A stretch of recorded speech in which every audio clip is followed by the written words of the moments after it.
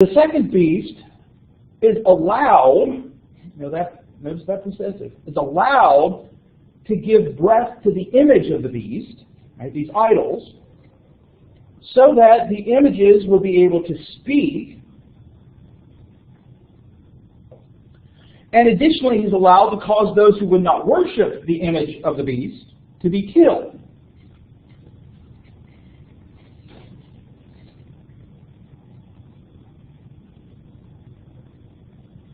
Now, on the surface, that sounds kind of freaky.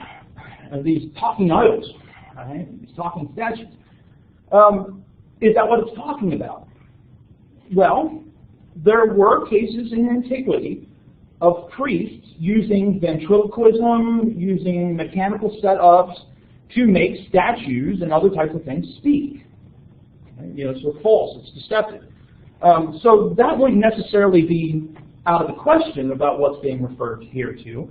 But let's look at this a little bit differently.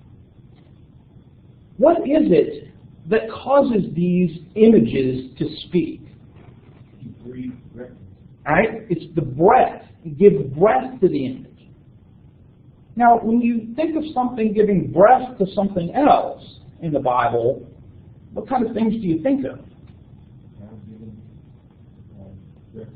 God giving breath to Adam, right? He forms Adam out of the dust and then breathes into him the breath of life. And even in Revelation, right, the breath of life entered the two witnesses after they had died. So probably it's not so much about trickery that might have been used by Roman priests or antiquity priests, as much as it is about another parody, another imitation of trying to do something that God does.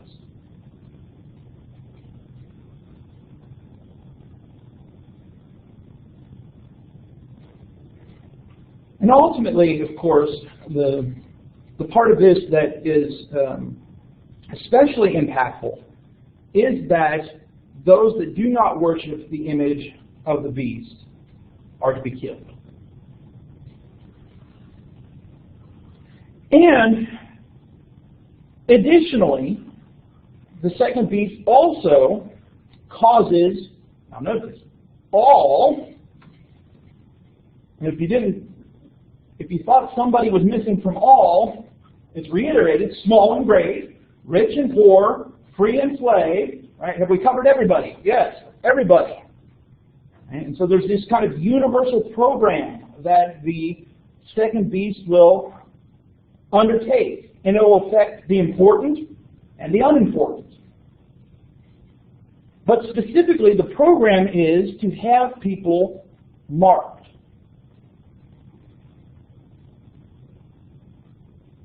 Where are they to be marked?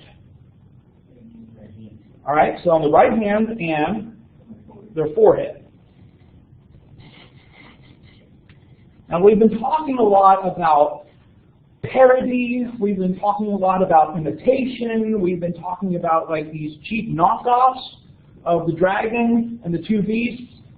Do this one yourself, right? Marking on the forehead. What's this an imitation of? Sealing of the, specifically the number 144,000. All right. So again, all these kind of things are cheap imitations of what God does, and so kind of trying to have this power that truly isn't there. All right. Causes all, small and great, rich and poor, free and slave to be marked. On the right hand. Right hand, right side, important in antiquity, versus the left side, being left-handed. I don't particularly like that. As well as the word sinister connected with the word for left-handed. But the right hand, the forehead, we can think about, the parody here of the seal. Of course, God told the Israelites to bind the law on their forehead. That kind of connection with the mind. Right, and so you have the mind and your activity, maybe, right, the hand, and so it's kind of trying to take over the possession or ownership of these people. What questions do you have about the second beast?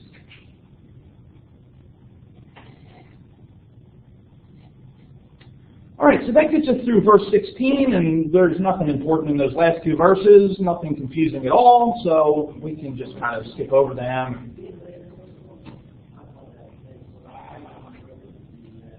Oh, we got time. I guess we ought to talk about it. All right, mark of the beast.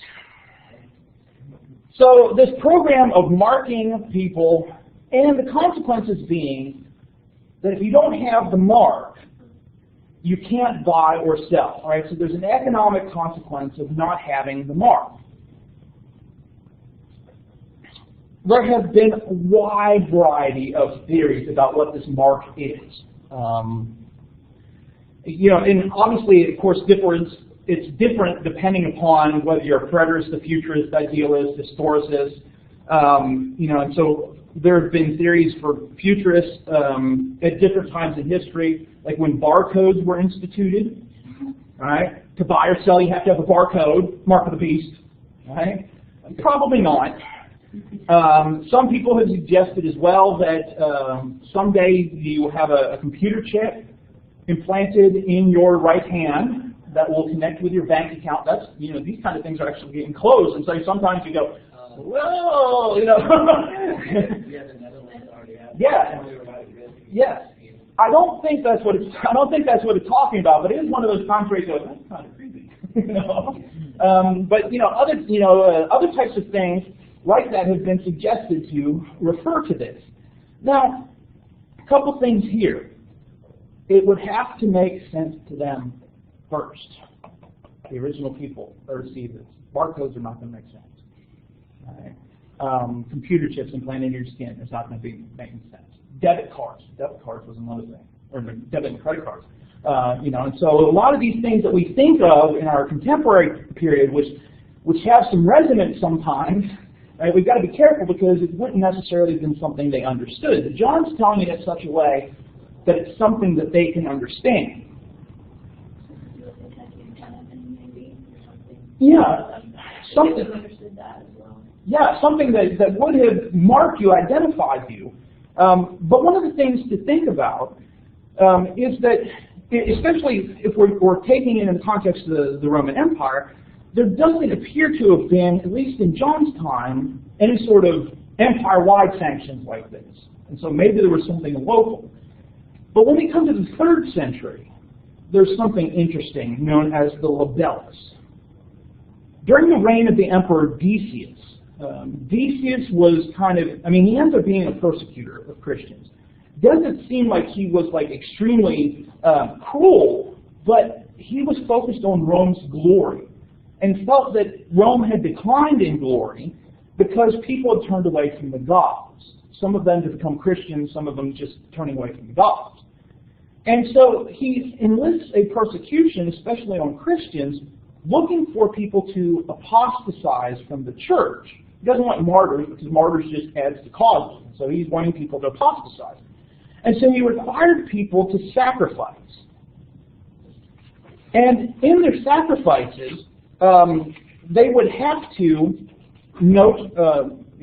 sacrifice to the emperor. And I'm missing the page that had my libellus on it. If they sacrificed, then they would receive a piece of paper known as a libellus that essentially stated, this person on this date sacrificed. I could read you one, but this word even been found, but I've lost my page. I must have left it in my office. But we found these kind of things. And so maybe it's something like this. Maybe not specifically the libellus. That seems to be kind of too late for what John's talking about. But still this kind of outward pressure. Maybe from the trade guilds, right? We talked about the trade guilds in a lot of these cities being, held in temples and those kind of things. So there's that economic pressure of, if you're not participating in the trade guilds and these worship settings, you're going to be cut out. You're not going to be able to participate in this. But the other thing to note is that this mark is specifically related to the name of the beast. And not only that, the number of its name.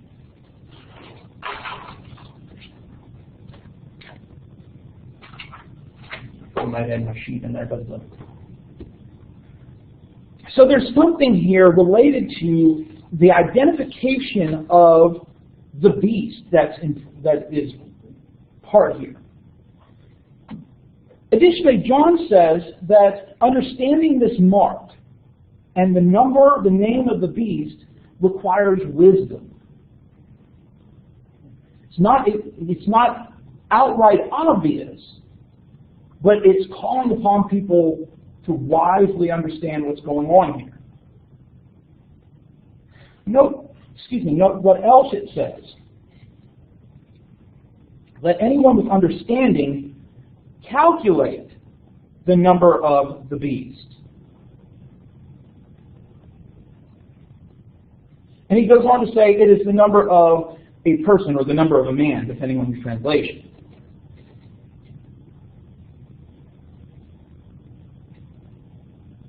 Now,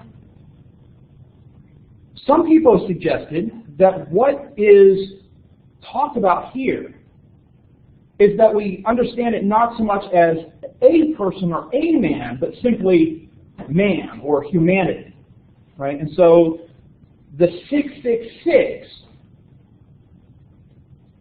would be contrasted to, let's say, the number for God, which would be 777, in the sense of we think of 7 as perfection, we connect it with holy, holy, holy, and so to say it 3 times emphasizes it, and so God is 777, and human beings are 666, right? Imperfection. And so some people have suggested that. And there's some early Christian writings that talk about the number for Jesus being 888.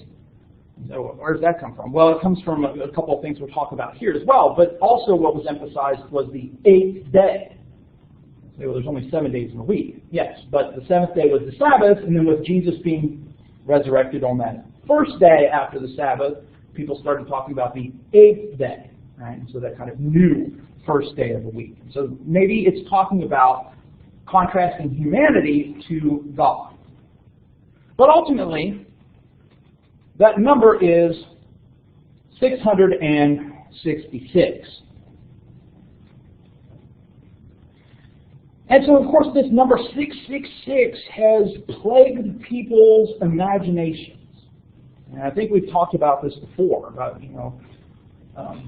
hearing of people, adding to their checkout total because they, like, let me get a pack of gum because I don't want my total to be 666, or I don't want my change to be 666, right? And it's not talking about your change. It's not talking about what you pump at the gas station. It's not talking about, have you ever sung 666 in the songbook at church? Right? Nobody ever touches that, right? Does anybody have a footnote on that number?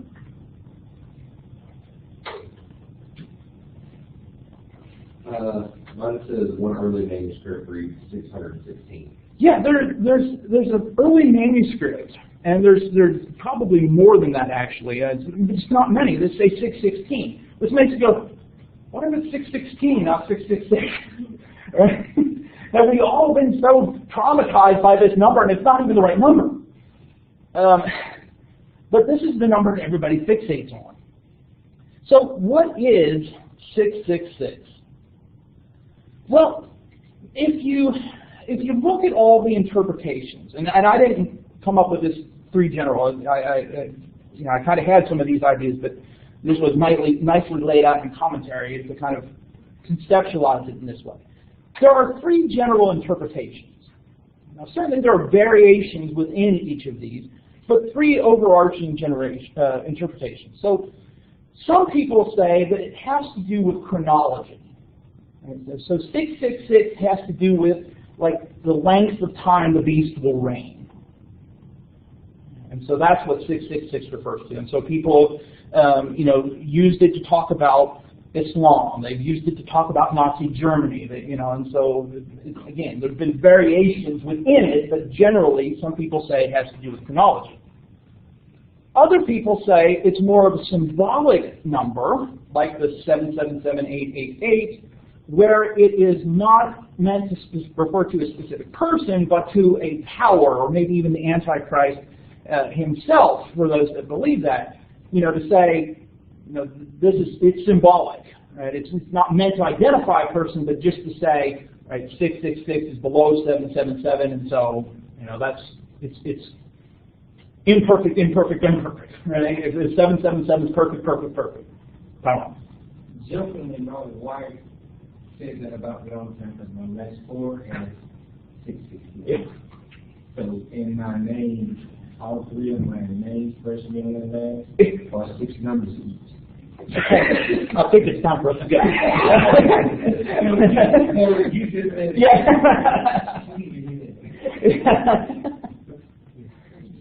So one option is that kind of symbolic. It's not something specific, but just kind of symbolic of imperfection, of the power that sets itself up against Christ, or perhaps a coming world ruler, but not somebody specific.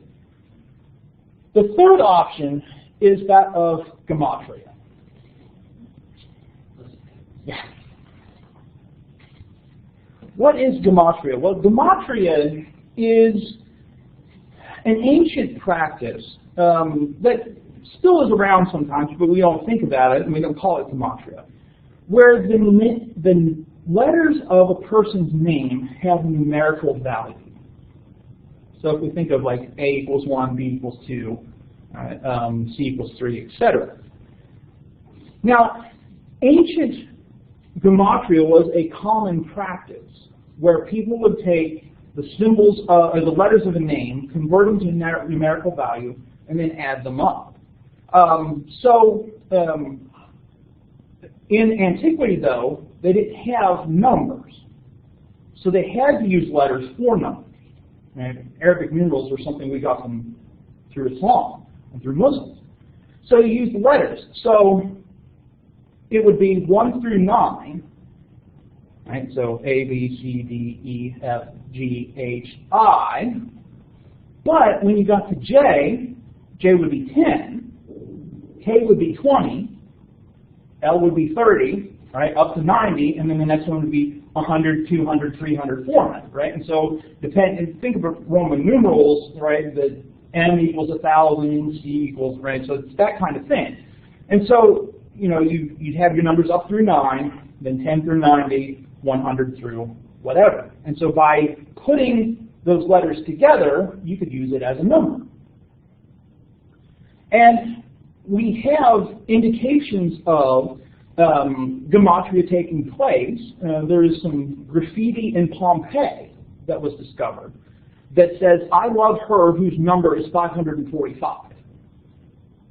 Right? And so the letters of this particular woman, if you added them all together, would add up to 545. There's another verse that kind of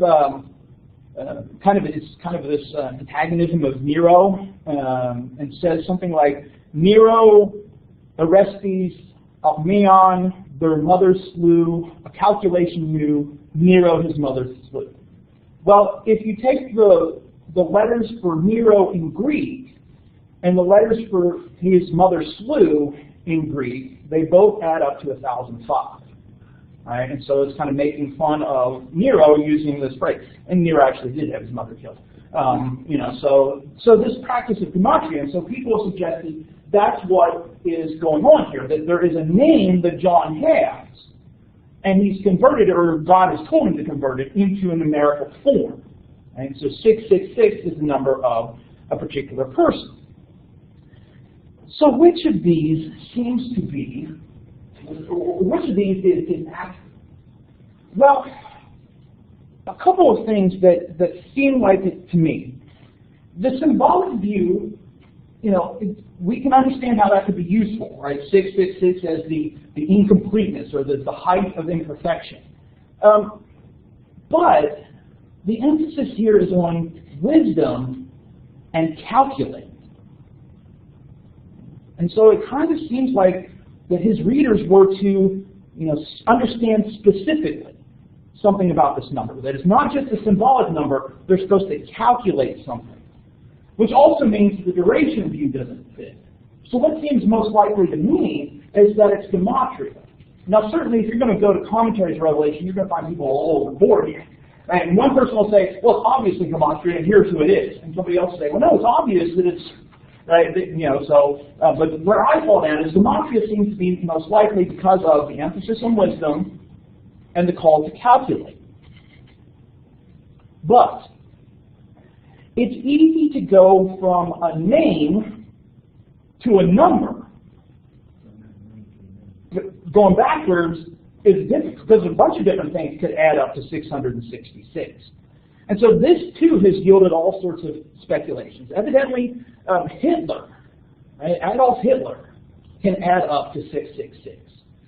A lot of people that didn't particularly like President Reagan noted that he had 6 letters in each of his names, Ronald Wilson Reagan. Right? A lot of people have tried to say that about President Obama, right? And so the one group says Reagan, the other says about Obama. I don't think either of those is right. You know, and some scholars have pointed out that nearly anybody could add up to 666 if it's done in the right way.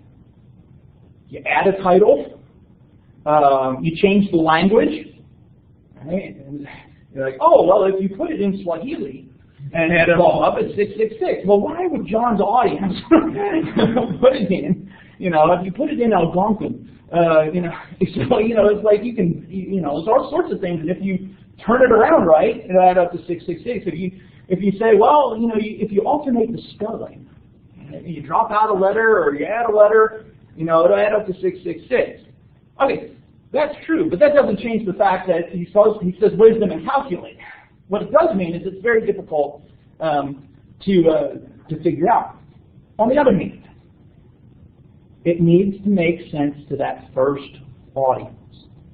So Reagan or Hitler, this calls for wisdom, first century Christians. Calculate the number of the beast. It is 666 and it's Reagan.